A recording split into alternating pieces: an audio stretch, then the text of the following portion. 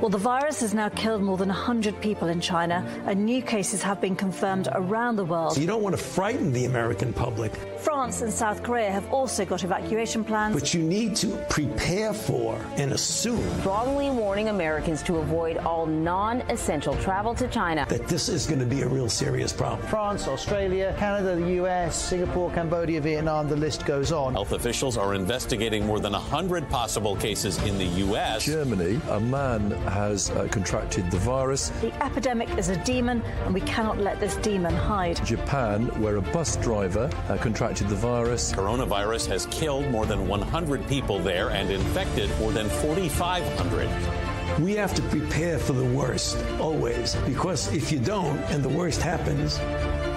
War Room Pandemic.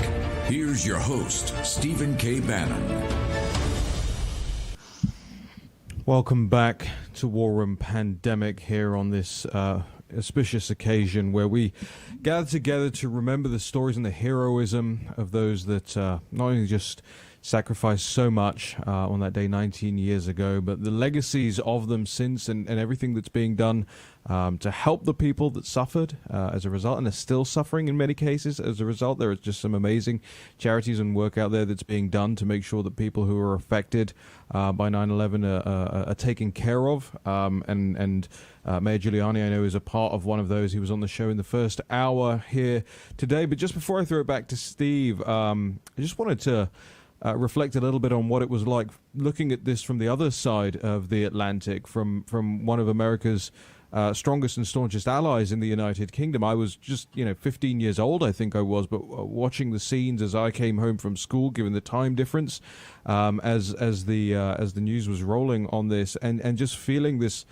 sense of hollowness and great disturbance about how our most powerful ally, how a nation that we all look to as kind of this umbrella over Europe could be attacked on its homeland, and obviously seeing the scenes of great human just sacrifice, but also just destruction, and it was.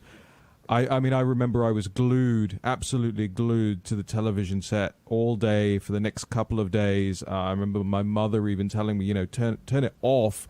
You're gonna disturb yourself. But it was one of those moments, and it meant so much to hear from Buck Sexton in the last hour as well, talking about this feeling that he had that he needed to do something about it. And as the audience will probably know by this point, I soon after dedicated the entirety of my 20s to tackling radical Islam and exposing these jihadist networks all the way across Europe and the Western world. So for me, it was as formative a moment as well. Steve? No, I know, Raheem. Your work has been incredible over the decades. But one of the reasons we want to do this show, this is the signal, not the noise. People are saying, "Why are you taking all 2 hours and doing that? There's so much stuff going on." Well, that stuff will all be there, tomorrow, be there the next day. We've got to go back and focus on what is important. That's why today we've had about the heroism and sacrifice, both on that day and the days thereafter. We've had Bernie Carrick, the NYPD police commissioner, Mayor Giuliani. We had Buck Sexton, who dedicated his life as a young college student on that day, a New York City guy that went to the CIA and then NYPD. Intelligence unit, later we're going to have Sam Faddis from the CIA, Bo Dietl from NYPD, some other special guests in the second half. If we don't remember what it was and the courage it took, not just on the day of 9/11, but the days thereafter, we're going to lose it as a nation. This is absolutely essential that we understand this and where it came from. I want to go now back to Master Sergeant Scott Neal, Army Special Forces. He was at Fort Campbell, Kentucky, with the 101st on the day that this happened, and he was deployed pretty quickly to Afghanistan. So, Scott, here's what blew people away in that troubled fall. You really gave, it was kind of analogous to Doolittle's raid after Pearl Harbor. You guys hit so quickly. It wasn't Big Army. As much as I love Big Army and much as I love the big Marine Corps, and I'm a naval officer, so you guys, I think what people were most stunned about when the images first came in, they said, this looks like, Phil Sheridan or George Armstrong Custer or one of the, guys from the 1870s.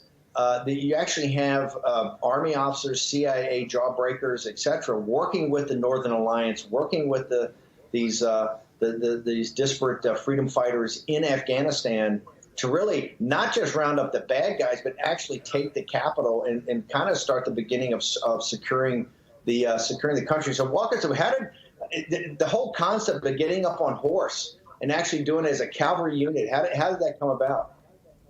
Well, it became a reality on the ground that the Mujahideen fighters were pushed from their villages in the mountains. And just like our own American Indians, they had to survive and utilize the terrain. And the Afghan horses were remnants of the Mongols, right? They were very scraggly ponies. They basically had a carpet and a piece of wood for a saddle, but they were fearless, right? They had righteousness, they believed, on their side. And the enemy of our enemy is our friend. When we went there and told them we deserved our revenge because they're very tribal, they rallied around us, and they were always leading the charge and very fearless. What became unique, though, is imagine calling in and reporting you're just on the ground, and the first thing you ask for is horse feed and saddles. And at the time, communication was very sparse. We didn't have enough radios. And, it came from all around, and just the logistics now to train, advise, and equip a rebel insurgency army, because that's what it was at the time. The Taliban had the cities, they had the tanks from the Russians, they had artillery, they had every piece of armor or equipment. And, what we had was the desire to win. And so militarily, luckily, Mark, the commander, he studied the Civil War cavalry charges. He studied Pancho Villa and the charges. He studied in the Philippines, one of the last cavalry charges, and he knew the tactics. And we began to outmaneuver our enemy, which is sound military tactics. And we just kept on them, relentless pursuit. And we overwhelmed them, so much so that the leaders started to flee, and the Taliban, which were really simple farmers, thought they were cowards, so they began to desert very fast. So our psychological operations started working, and it was momentum that won the day. Okay, so roughly around Labor Day, shortly after Labor Day, the attack happens. But by Christmas, we've essentially taken Kandahar with this small unit of Army Special Forces and CIA paramilitary, and with allies you guys have kind of picked up on the way. Yeah. You also box in the real bad guys up in Tora Bora, up in this in the Hindu Kush Mountains, which is some of the most forbidding territory on earth, the Hindu Kush mountain range. The question people have is that, having done all that in a lightning strike and actually boxed Osama bin Laden in, what happened that we didn't finish it? What happened that we didn't finish it right there? What happened at Tora Bora? Well, I think, now we can look back and reflect. And I was there at the time, and I remember the 101st Airborne, General Petraeus, wasn't even coming in yet. And so we really didn't have that kind of blocking force you needed. And the winter was starting. So we tried to rely on the Mujahideen fighters, but, bin Laden and his network was also very tribal related. I think that confusion and that kind of pause in pursuit led him to escape. And if you think about what happened later that spring was Anaconda, we finally cleaned up the remnants that were hiding out up there. But, out of all of these successes, everybody always asks, why did we throttle down and hesitate? And, we're going to analyze that. But it was the terrain, and we weren't ready to commit maybe 4,000 airborne troops on every ridgeline and mountaintop to kind of seal it in. And so, we lost the opportunity. With the I'm so sure the surge of pride and mission accomplishment you and your colleagues had in right before Christmas, when actually Kandahar fell, and you had essentially tactical control of at least that part of Afghanistan. At the time, with that surge of pride, would you have ever envisioned that being on a show 19 years later, that combat troops would still be in Afghanistan? Well, here's what I'll say is my son just returned from his year in Afghanistan. I'm very good friends, and served with the commander of Afghanistan, who his son served as well. So we've seen to turn this generational fight over to our children. I spent some time in 2010 and 11 on the battlefield as one of the counterinsurgency advisors, talking to the Mujahideen commanders, talking to warlords, political leaders, talking to the Taliban. And it's for them, this has been all of their lives, right? And now we continue to kind of share this conflict with them. So I don't know how you almost have to say this is enough and withdraw. Taliban was part of the fabric of Afghanistan. I think there could be a place, but right now, just the amount of treasure has lingered in Afghanistan. It should be a glowing, shining example, but it's not. Scott, how old was your son on September 11th of 2001? Does your son just my second oldest son at the time, he was probably 3 years old. It's interesting, if you don't mind me saying, I just briefed West Point about, unconventional warfare earlier before COVID. And in the audience is all the young and brightest of America sitting there. You have your plebes all the way to your seniors about ready to deploy. And I asked them a very simple question: who was born before 9/11 and who was born after? And what you see today, those serving, almost half were born after 9/11.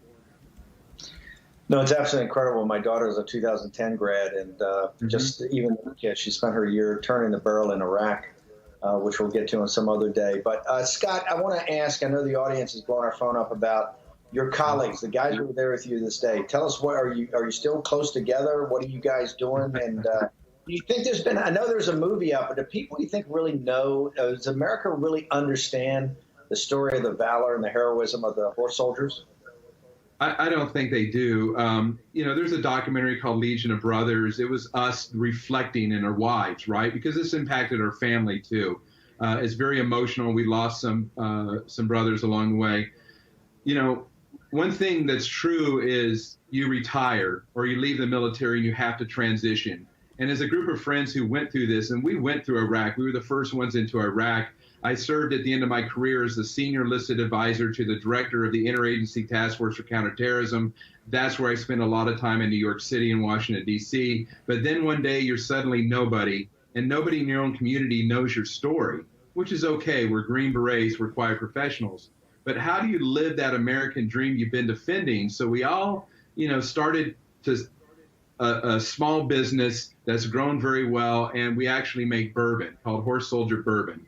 And this started before the movie or any recognition. We knew that if we just put our skills together and we kept ourselves, together as friends, we could build a great business. So it's going well. We're in, multiple states. We're actually building in Kentucky on the Cumberland, and that's where the team came out of water during the training of 9/11. So we're almost full circle, right? We're back in the economy. Our children are serving, and we're contributing to society. Well, it's nothing better than what Kentucky bourbon made from the pure waters of the Cumberland. How do people get access? How do they get to the website? How do they find out about the bourbon, and how do they find out more about you? What's your social media handles? Right. So it's very easy. It's Horse Soldier Bourbon. So horsesoldierbourbon.com.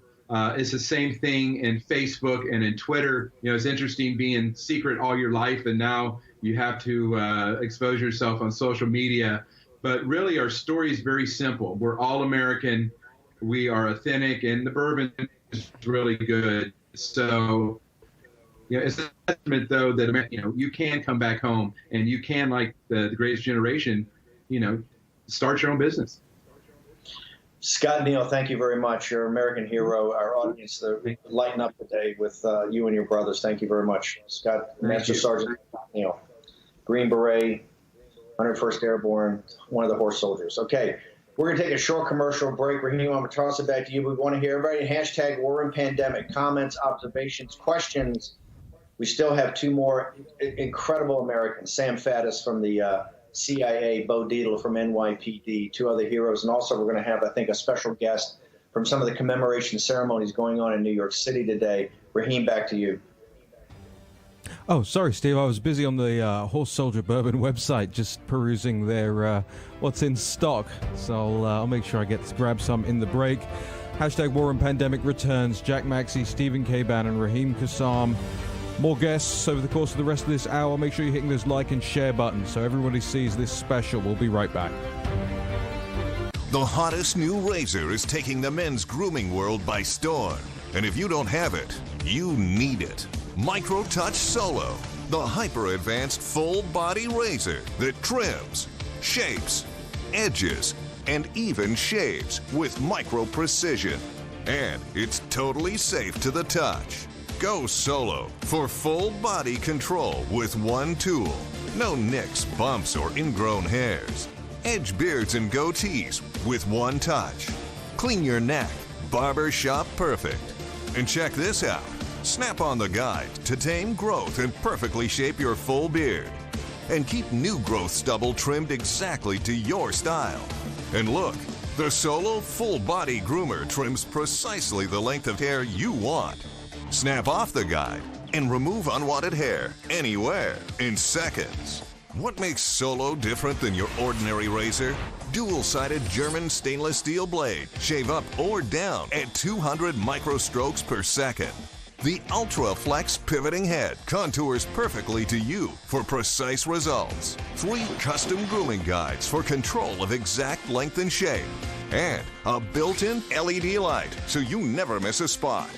Solo is so precise, you need no creams, no soaps, and no water. Ditch the old man clippers and toss the scissors. You've got to go solo. Call 1-800-709-9777 or go online at microtouchsolo.com and get yours now for only $19.99. Complete with German stainless steel blade, pivoting head, built-in spotlight, and 3 custom grooming guides. Everything you see here for just $19.99. The all-new MicroTouch Solo Full Body Groomer. The one tool that does it all. Hi, Hunter Ellis here for Night Hero Binoculars by Atomic Beam. These binoculars let you see anything, even in pitch black darkness. Gotcha. The secrets are powerful wide-angle atomic beam laser that reveals objects up to 150 yards away, hidden by darkness. During the day, Night Hero gives you 10 times magnification, and when the sun goes down, press the Night Bright button to see clearly in the dark. Light up garbage-eating critters, or spot thieves before they even get close. Call or click now and get Night Hero binoculars with laser illumination technology for just $39.99. You'll also get a protective carrying case, yours free. Order right now and you can double it. Plus, get our best-selling Atomic Beam flashlight, just pay separate fee. We'll even ship them to you free. You can get it all, but you have to order now. Call 1-800-788-1008. That's 1-800-788-1008. Or visit bynighthero.com. That's bynighthero.com. Order now.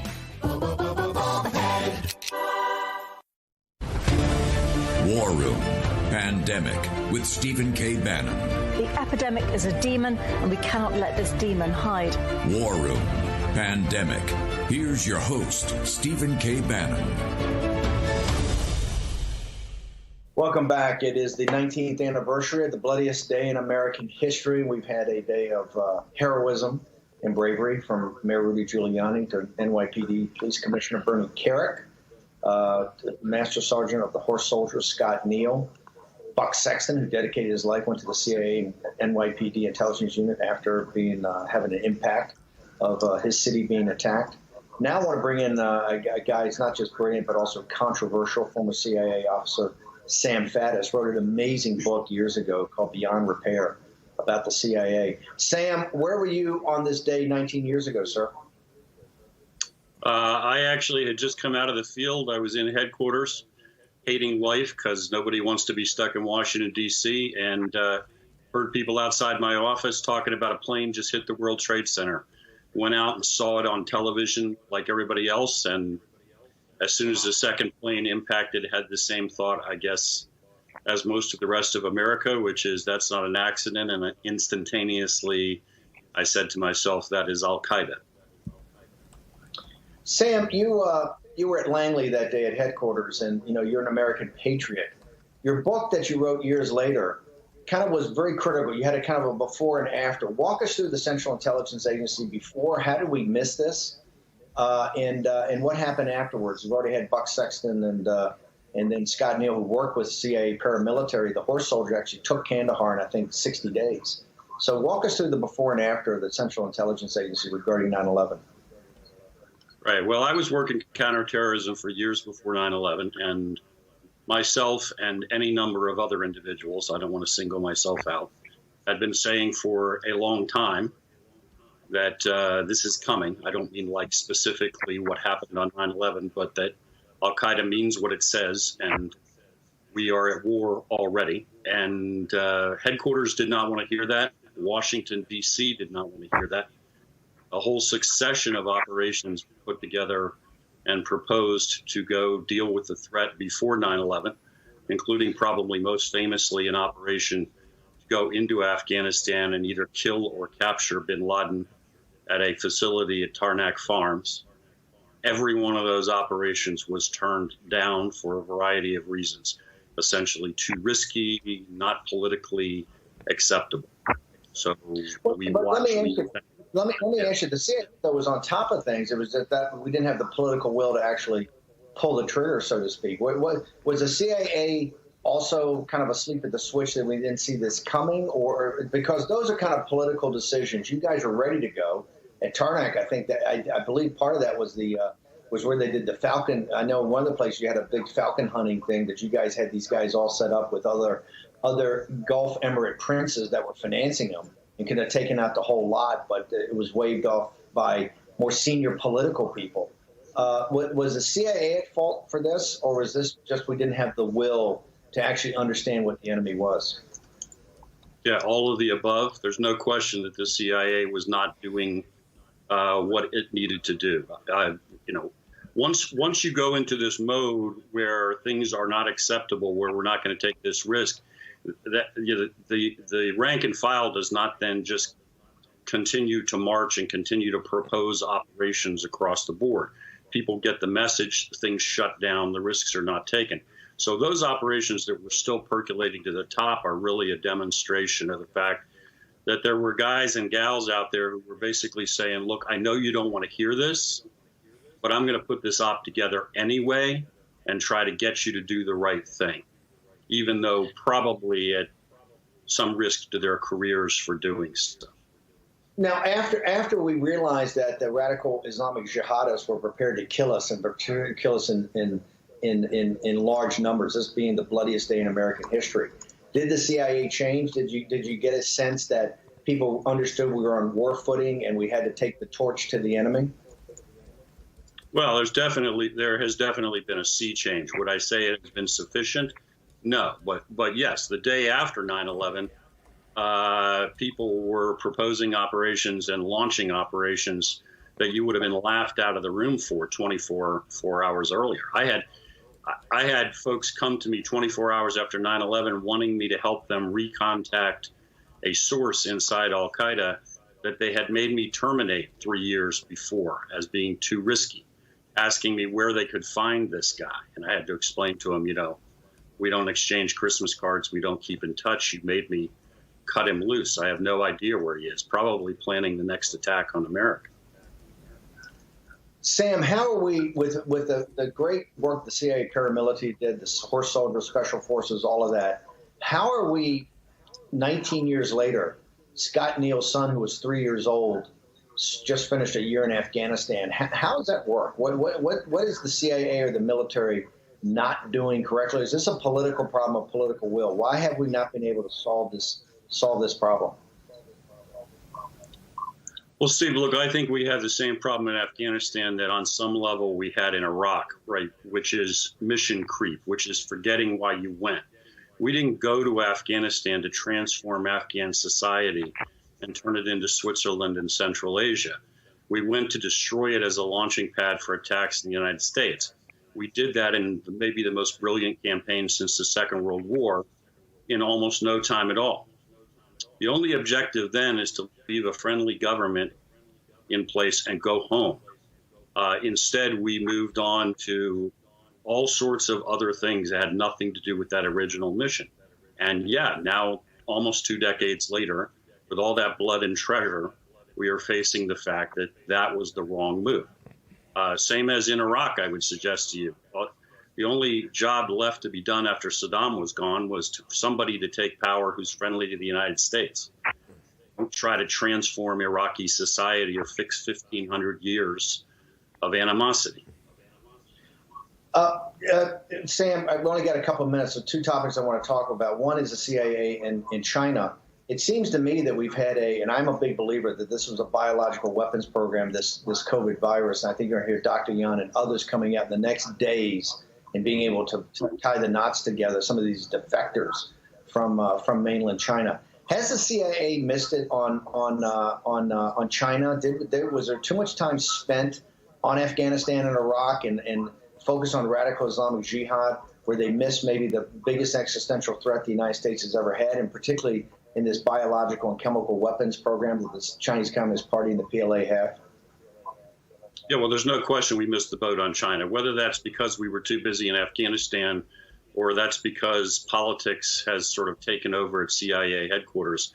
That's another topic. But I mean, we should have had that lab, all those labs in Wuhan, wired backwards and forwards. We should have known precisely what was going on. We shouldn't be guessing 6 months later what happened to us. Sam, you've written a brilliant piece in The Revolver. We're going to have you back on next week to go into more detail because we don't have enough time now. But just briefly, you're very concerned about what you're seeing going on today in the streets of America. I know Raheem's got some updates, but just tell us briefly, what's the piece? We're going to have you next week to talk about it. Right. Well, essentially, the thesis of the piece is, look, this is not peaceful protest, and this is not people who want to make marginal changes around the edges. What's happening here is we have a full-blown Marxist insurgency on the streets of our country being directed by folks who have been working this problem for decades. And we need to face that and respond appropriately. You're saying we have a Marxist insurgency. You, a career CIA officer, saying we have a Marxist insurgency on the streets of America. Yeah, without question. And I don't use that term as a throwaway or cavalierly. I mean that precisely. One of the groups involved here is the Revolutionary Communist Party of the United States. They have a proposed constitution for the new Socialist Republic of the United States, which reads like something that came straight out of the USSR, literally dictatorship of the proletariat, no private property, etc. There is no ambiguity. I mean that term exactly the way I intend. Jack and Raheem in studio, I know that you've got some observations on Sam's piece in Revolver. By the way, Revolver, one of the best sites out there, the Counter Drudge. Got about 2 minutes left. I don't know if you have a question for Sam, but I also know you have some new reporting or some things you're working on, Raheem.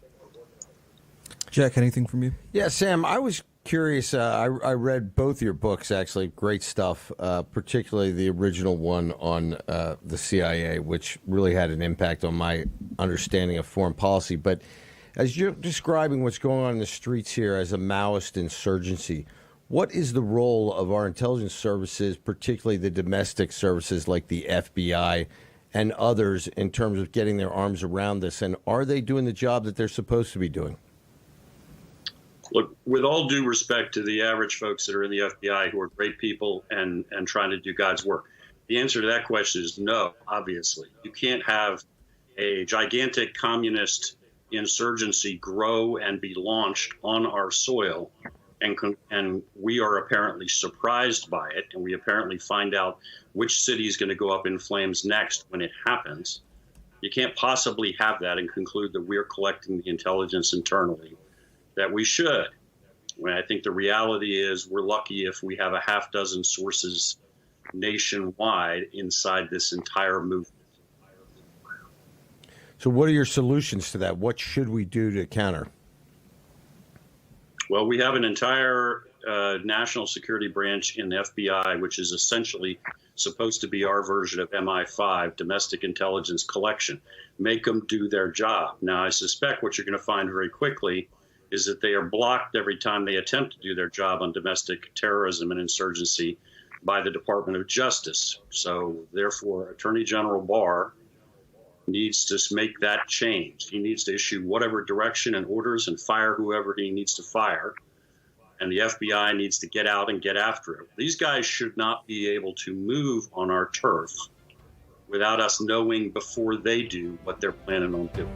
That's the way this works. Sam, where can people follow you? AndMagazine.com.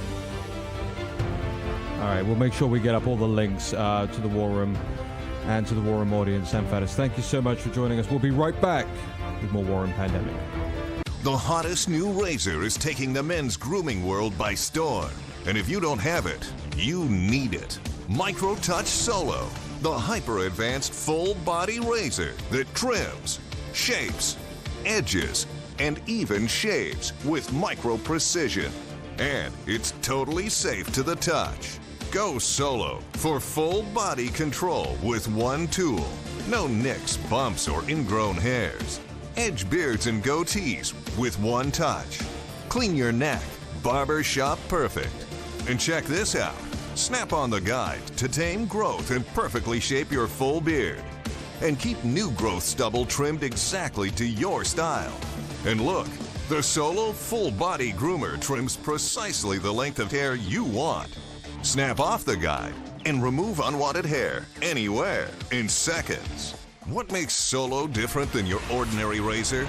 Dual-sided German stainless steel blade. Shave up or down at 200 microstrokes per second. The Ultra Flex pivoting head contours perfectly to you for precise results. 3 custom grooming guides for control of exact length and shape. And a built-in LED light so you never miss a spot. Solo is so precise, you need no creams, no soaps, and no water. Ditch the old man clippers and toss the scissors. You've got to go solo. Call 1-800-709-9777 or go online at microtouchsolo.com and get yours now for only $19.99. Complete with German stainless steel blade, pivoting head, built-in spotlight, and 3 custom grooming guides. Everything you see here for just $19.99. The all-new MicroTouch Solo Full Body Groomer. The one tool that does it all. This is Kate. Hey. She takes 2 prescriptions. Kate's son Jack takes one too. Kate works hard and thought she had good insurance. But she still pays too much. That's no good. So Kate downloaded the GoodRx app. Now she can compare prescription prices to find the best discounts. She even beats her insurance price. Good for you, Kate. Good for you. GoodRx. Stop paying too much for your prescriptions. Download the free app today. I sent your new prescription to the pharmacy. Any idea how much it will cost? You have a choice. Insurance or GoodRx? I have insurance. Insurance is not what it used to be. People struggle to get their prescriptions covered, and prices keep rising. I recommend GoodRx. You get free coupons to save on your prescriptions. Compare prices to find the best discounts. GoodRx. Smart. Stop paying too much for your prescriptions. Download the free app today. War Room Pandemic with Stephen K. Bannon. The epidemic is a demon, and we cannot let this demon hide. War Room Pandemic. Here's your host, Stephen K. Bannon. On a commemoration of the 19th anniversary of the bloodiest day in American history, we have a day of heroes and sacrifice. Rudy Giuliani, Bernie Kerik, Buck Sexton, Master Sergeant Scott Neal, Sam Faddis from the CIA.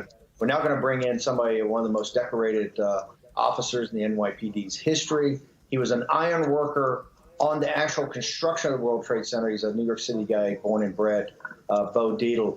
Bo, one of the things we always pride ourselves in having the signal, not the noise. The reason we wanted to dedicate 2 hours of the show today, our entire show on this commemoration, is actually show how far we've come. And I don't know if that's all positive. I'm back in New York City, wanted to do it live here, and I'm stunned by how this city is really zombie land. It's more shut down than right after 9/11. It's like from a science fiction movie. We're right after Labor Day, and there is nothing happening in New York City. And I don't think the rest of the nation fully appreciates what the economic and cultural and societal impact that is going to have. So I know you know New York better than anybody. Tell us what's going on. Start with about New York, what predicament that we're in right now. We have a useless, reckless mayor that has destroyed my city. I have my offices at One Penn Plaza, right across from the Madison Square Garden. 3 weeks ago, we had 2 homicides on each corner. Right now, you have bands of criminals, the same 5% that revolve in and out of the police department, as they get arrested, they get released automatically. You have district attorneys supported by George Soros to bring in his own DAs. So this way, we have this crime element that is really backed by one thing.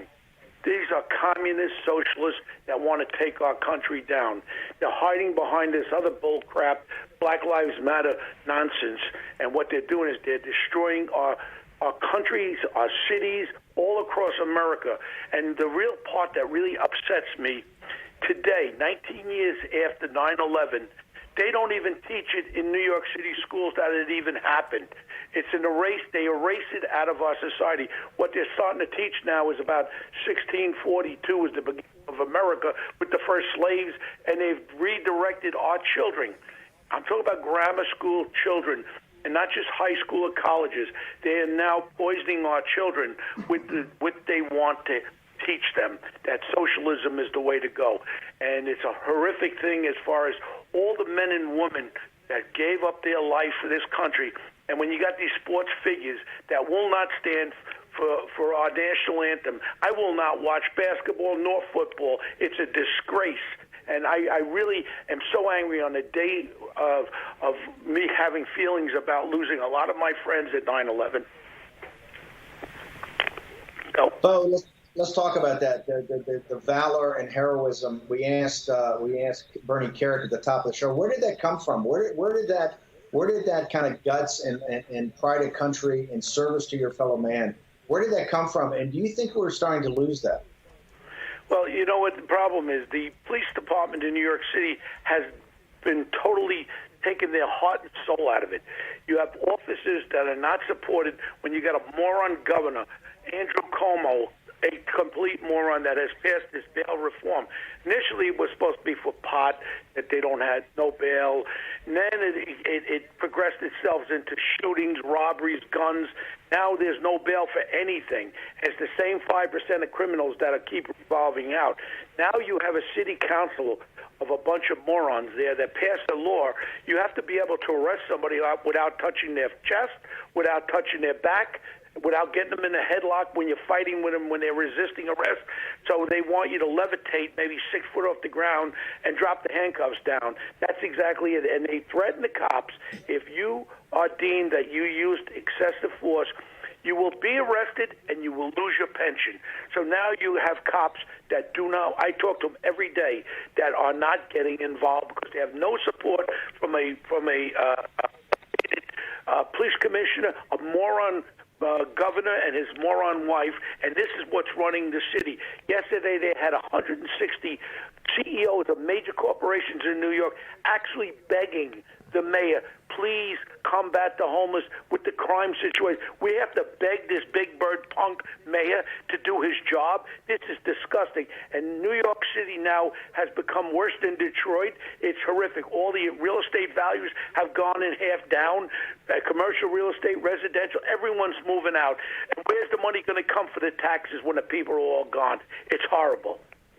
I want to ask you, Bo, a couple of weeks after these horrific attacks, the bloodiest day in American history, you could feel the energy of New York City starting to come back. You could see the grit and determination that really put 9/11 in back of people and got this city back up on its feet amazingly quickly. I came back here this week to kind of do the show and to work with Milesguo on some anti-CCP things, and I am absolutely stunned. We're in Midtown Manhattan. There's nobody here. I mean, it's like a zombie movie. It's like a science fiction movie. Tell America, because I don't think this is not being reported by mainstream media. New York City. It's not. Yeah. And what's happening in New York, it's like Walking Dead. Remember the series about zombies? You could go down 34th Street and you could walk around and you'll see sights. You have people having sex on the street, going down the stairs to the subway having sex, homeless people having sex with each other, dirt, grime people. Give me some money. Going into people's faces. Then the only thing is they have outdoor dining. People coming up to you, spitting in your food, throwing your glasses. This is my home, my house. And effectively, they have taken my city that I love. I was hospitalized 30 times when I was a New York City cop and detective. My city that I love, this punk Mayor de Blasio, and I'm just so angry on a day like today to remember what happened on that day, and we'll talk a little bit about that. But right now, after 9/11, we were shocked. I'm more shocked now what this mayor has done to New York City. I am so angry about what he's done to our beloved city. We came back from the largest a terrorist attack ever on this country, and we were strong. We fought together. We'd be at Yankee Stadium. God Bless America would be sung there, and everybody held their arms together. Black, white, Asian, Hispanic, that whole thing now is at one division. Black Lives Matter. All lives matter. Black Lives Matter. Of course, Black Lives Matter, but all lives matter. And now this has been hijacked by the socialists, and you can see this new Africana group of socialists. They're all white. They're not even African Americans, and all they want to do is destroy, and they're hiding it behind this whole Black Lives movement to riot, burn, and rob and destroy people. So, Bo, we got a couple minutes left. How 19 years ago, obviously you would have never imagined after those horrific attacks that New York City would come back that quickly, but particularly 19 years later, we'd be both in Afghanistan and New York City would be a zombie land. How do we turn this around? You're a New York City guy. You're an iron worker on the building of the World Trade Center. You were one of the most decorated cops in NYPD history. You were there the entire time. What is your proposal? What's your solution for where New York City is? First of all, the biggest proposal, biggest solution is whether you like Donald Trump or not. I know him 45 years. Yeah, Donald said Donald can be a narcissist. Donald could be hard. Donald could tell some fibs. Definitely he can, but what you have to realize, he gets things done. If you don't like Donald Trump, hold your nose and press the lever or vote for Donald Trump. If he doesn't get reelected, we are going into the sewer deeper and deeper. Because right now you've got a man named George Soros putting billions of dollars into all these groups, including district attorneys who are socialist district attorneys. He funds these people. And when you get that moron AOC over there, he funds all these people. He is to have one thing in mind. He wants to destroy America. Right now, we have to get this president elected. All my Democratic friends, this is not maybe. This is your life, your children's life, and your grandchildren's life. And the day of 9/11, when I went down there with my partner, we were down there for days.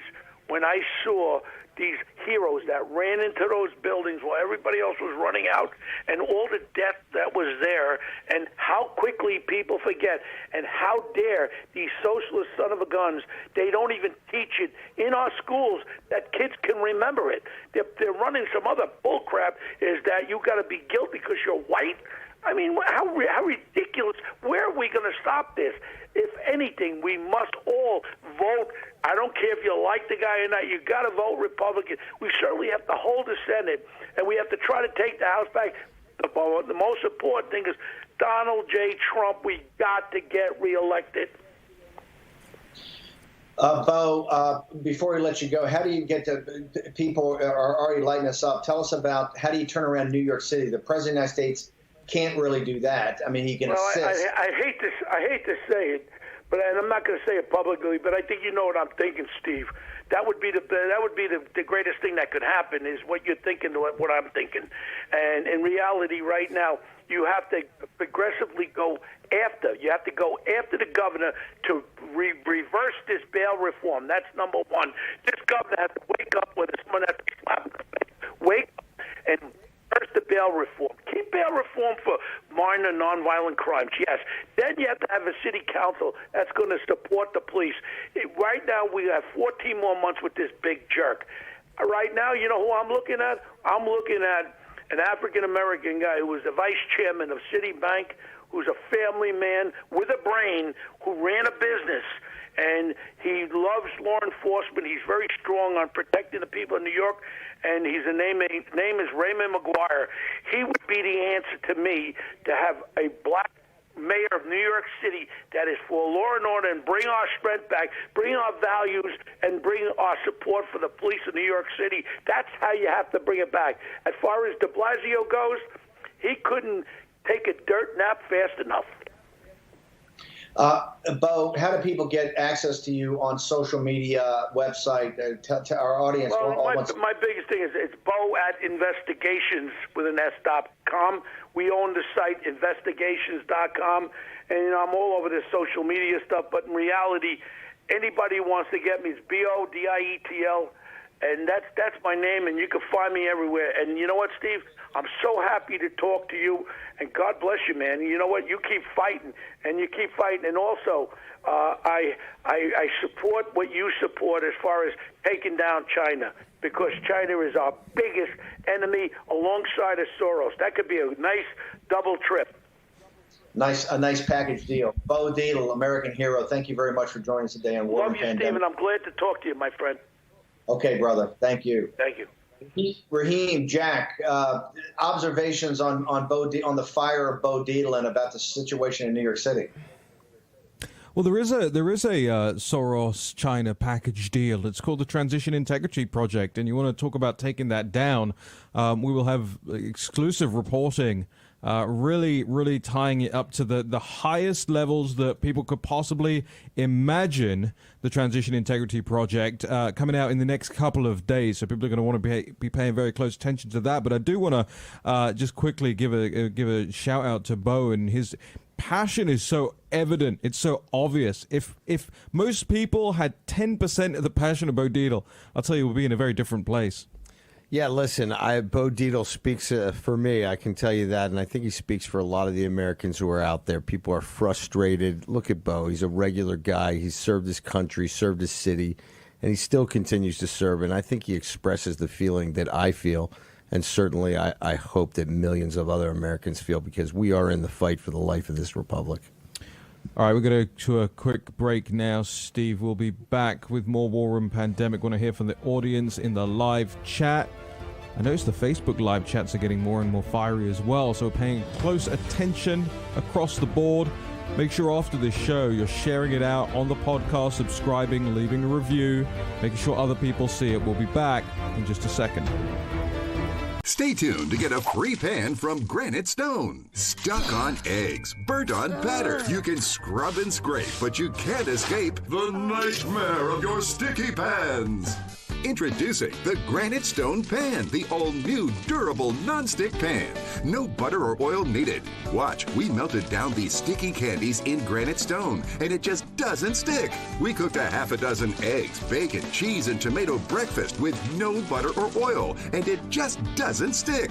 Look, caramels, chocolate, and cheese. Unreal for any other pan, but not for Granite Stone. It just doesn't stick. Granite Stone will be the last pan you'll ever need because it's pressed from a solid aluminum disc for even heat conduction, then coated 3 times with our durable Granite Stone finish. Granite Stone is metal utensil safe and won't scratch. And talk about non-stick. This salmon cooked skin side down with no added butter or oil just doesn't stick. This steak is perfectly seared just like the pros. And because Granite Stone is oven rated to 500 degrees, we bake this upside down pan pizza to perfection, and it just doesn't stick.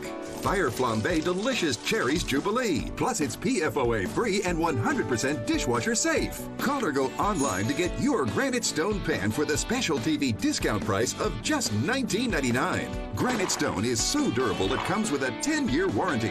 And with every order, you're going to get a Granite Stone single-serve egg pan absolutely free. It's the perfect size for personalized eggs, omelets, or frittatas that slide right out. It makes the best bacon, egg, and cheese sandwich quick. Yours absolutely free. We'll even ship your entire order free. That's right, free shipping. You get it all, an incredible value. Here's how to order. To order, call 1-800-850-0237. That's 1-800-850-0237, or order online at buygranitestone.com. That's 1-800-850-0237. Call now. Frustrated with heavy rubber hoses that always get tangled and easily kink? Introducing the Bionic Flex Pro hose, the super strong, super tough hose that's ultra light as well. Run over an ordinary hose and it'll easily burst, but the Bionic Flex Pro hose stays intact no matter what runs over it, because its reinforced drag-resistant commercial-grade outer polyester weave makes it tougher and stronger than ever. And its solid brass fittings are crush-proof too. Ordinary hoses kink easily and stop working, but But the Bionic Flex Pro hose never kinks. It just keeps flowing strong. And while regular hoses easily get tangled, the Bionic Flex Pro hose is tangle-proof. You can get the 25-foot Bionic Flex Pro hose for just $19.95 with free shipping. But wait, order today and we'll upgrade your order to a 50-foot Bionic Flex Pro hose. Just pay a separate fee, and shipping is still free. Go now. Call 1-800-313-8062. War Room Pandemic with Stephen K. Bannon. The epidemic is a demon, and we cannot let this demon hide. War Room Pandemic. Here's your host, Stephen K. Bannon. Welcome back to the 19th anniversary of the bloodiest day in American history, the commemoration on War Room Pandemic of 9/11. We got two very special guests. I want to get onto it, but Raheem, I think we got some breaking news. What did Mayor de Blasio do right now? The New York City Office of Emergency Management has announced that the F-18 U.S. Navy flyover scheduled for this afternoon in New York City has been canceled. Now, there's no detail coming out, but yesterday, Mayor de Blasio declared that he thought this was totally inappropriate. The leftists in New York City expressed their discomfort with this display of aggression, etc. This shows you the depth of the kind of problem that we have in these blue cities across America. And just to add to that as well, Max Rose, who's recently put out advertisements attacking Mayor de Blasio from the left, is actually in agreement with Mayor de Blasio. He tweeted yesterday, "Are you out of your mind? Cancel this immediately." So I think a lot of people will need to know where Max Rose stands on this. Well, Max Rose is a combat Marine too, so we definitely want to follow up on Max Rose because he is a guy that served his country. So, yeah, no, this shows you where this part of the country is going. This is a major problem. As Sam Faddis said, we're going to have more on that. Obviously, tomorrow we have a special on the new Cultural Revolution in China with Milesguo. We're going to talk about. We're going to start the show off with, hey, 9/11 happened and America went to war and put this thing to bed. What's happened with this Chinese Communist Party virus, right? We've had a Pearl Harbor here with a biological Chernobyl, and nobody in leadership is accusing the Chinese Communist Party. We're going to have a lot about that tomorrow, about new evidence coming up at the Wuhan lab. Now I want to turn to, we got two special guests. We got to rip through this. I'll do the first one. Raheem will do the second. I want to bring in now Captain Maureen Bannon, formerly of the U.S. Army, 101st Airborne, 326 combat engineers, had a tour in Iraq. What impact, Captain Bannon, did 9/11 have on you? Well, I want to say good morning and thank you guys, and also thanks to all the heroes from 9/11 that have been on the show today. I was 13 years old when 9/11 happened, and my mom woke me up to tell me that one of the towers had been hit. I knew as soon as that happened that the military was my calling. I knew that the world was going to be changed forever, and that this was something that I wanted to pursue. So I ended up going to West Point and serving a tour in Iraq. And on my first day of my deployment was when Osama bin Laden was captured and killed. So tell us about the kids that went to West Point with you. Were they motivated? Was it 9/11 that inspired them to go into the military and serve their country in these wars in the Middle East? A lot of them. Some of them came from military families, but most of them, 9/11 played a huge impact. We knew, even at a young age, that the world was never going to be the same, and it was something that we wanted to pursue. We wanted to make sure that the people that lost their lives didn't lose it, that there was meaning for their lives. So, and actually, I know that. Yeah, go ahead. One of my bosses, her husband was actually in the Pentagon on 9/11, and lost his life that morning. Real quickly, we got to go to our other guest, but I want to ask you a question. 10 years after you went to, I think, Iraq 10 years after 9/11, and now 10 years after you were there, President Trump is trying to draw down troops. There's still going to be troops there, and there's still troops in Afghanistan. When you guys were at West Point, did you ever envision that we'd be in these wars a decade after you guys got out, which was a decade after 9/11? I did not, honestly. I thought when we withdrew troops out of Iraq in 2011. I was one of the last units out of Iraq in 2011. I didn't think that we'd be going back in years later. I also didn't think that 19 years later we would still be in Afghanistan. Captain Bannon, thank you very much for joining us today. Really appreciate it. Appreciate about the inspirational story about 9/11 and your journey at West Point. Thank you. Thank you for having me. Hey, Raheem, back to you. I know we got another special guest that's commemorating 9/11. I'm going to toss it back to you guys in the studio. All right, thanks, Steve. Yeah, we have Evie Angelakis joining us as well from the 9/11 boat parade on the Hudson River. Evie, thank you. We don't have that long, but I just wanted to ask you first off the bat, you're the founder of Immigrants for Trump. Why is this date so important to you? Why have you put this boat parade on? Because I was here 2 years when 9/11 happened, and believe it or not, that was the day that I fell in love with New York. And until then, as a new immigrant, I really wanted to go back home. I'm sure that you understand. You immigrated here from England, so you always want to go back home no matter what. Then 9/11 hit, and that was literally the day that I loved New York, and I loved the New Yorkers. And what de Blasio did by canceling the 9/11, that was a slap in the face to every New Yorker. So we said we're not going to stay idle. I co-organized it with Voters for Trump, and they were very ready to come on board, and they had the platform, and here we are. We're on Hudson River right now. So just tell us a little bit about the event today. How many people are you expecting? What is the process today? We're over 200 boats. Wow. I would say about 1,500 to 2,000 people.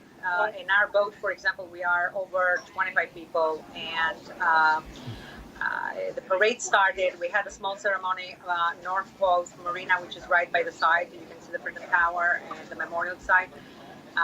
Eventually, we had our observed moment of silence at 9:59 and 10:28 a.m.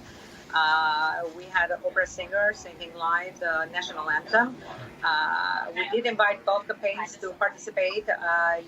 None of them responded. We invited Biden's campaign as well. We wanted to do it bipartisan because I'm organizing this with Voters for Trump, as a matter of fact, Voters for Trump of New York. But we said we decided that 9/11 should be for New Yorkers. So. Yeah, Evie, we're up against a hard break here. Just want to ask you, where can people follow you and follow your work? Twitter, Evie at Evie Angelakis, that's the handle, and Instagram is the same. Immigrants for Trump, actually, we're going to do a lot of things coming up to support the president, but I guess that's a discussion for another time. Yeah, absolutely.